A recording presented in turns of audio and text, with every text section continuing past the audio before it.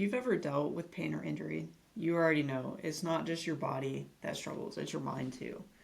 Pain makes you question everything. It makes you feel weak, and it makes you wonder if you're ever even going to get back to where you were, let alone improving your performance. I've worked with hundreds of lifters who've gone through this, and I've seen what separates those who come back stronger and those who stay stuck in frustration. So, if you've ever felt mentally stuck because of an injury, drop stuck down below. I'm going to shoot you over some ideas that we can do. But beyond that, the hardest part of coming back from an injury isn't just fixing the body. It's literally fixing the confidence, the mindset around it. I know for me, I've talked about this a couple times. I struggled with fear of re-injury so freaking much. I was terrified to re-injure my knee. I would literally wear my brace all the time because I thought if I had this massive brace on, my knee was going to be safe. And it wasn't until later that I realized like how poor of a mindset that was, how much I did not trust my body. So I've had to learn the hard way as well. There are three common mental roadblocks that I see. One, feeling like you're losing progress. It leads to frustration, lack of motivation, and sometimes people honestly quit the gym because it's just so frustrating. There's also that fear of re-injury like I talked about. It leads to avoidance and hesitation, over caution, and honestly, like for me, it made the gym like not that much fun, right? Because I was always scared that something was going to happen until I actually got into like strengthening things the way I was supposed to.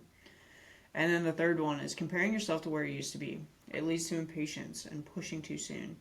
And honestly, that just leads to like this spiral of setback after setback. So, you don't have to be where you used to be to make progress. You just have to focus on the things that you can control, right? Focus on the controllables. So, we want to just kind of highlight injuries can take power away from you, but the fastest way to take it back is that you're focusing on the things that you can control. How can you show up in the gym? What can you put into your body that's going to help you recover? Nutrition, good sleep, stress management. Maybe there's some supplements that you can take. There's a whole list of things that we can do that actually give you control. You can seek help, and like credible help, not just like the 3 tips on YouTube or TikTok. Okay, so 3 other things that you can control right now. Your mindset. Instead of saying, I can't train, shift it to how can I train? I know for me, like, I was on crutches in the gym because everybody needed Caitlin to work out because otherwise I was going to be just impossible to deal with. So my right knee was the one that I had surgery on. So I was doing a lot of left-sided stuff. I was doing upper body stuff. At that time, I used more machines because I couldn't carry the weight over, because I was on crutches trying to bounce, trying to carry things over. So instead of being like, you know what, I can't train at all, I just focused on, hey, what can I train? What am I allowed to do? Second thing, you can control your actions, okay? Small, consistent efforts add up to the big progress. It literally, there's like this saying, and it's like, if you save a penny a day or something, it doesn't seem like much in the moment, but in 10 years, like that's going to be a crap ton that you've saved. Okay? So just think of things like that. Small, consistent effort adds up to big progress. And then kind of like what I said before, the recovery habits. Sleep, nutrition, mobility, stress management.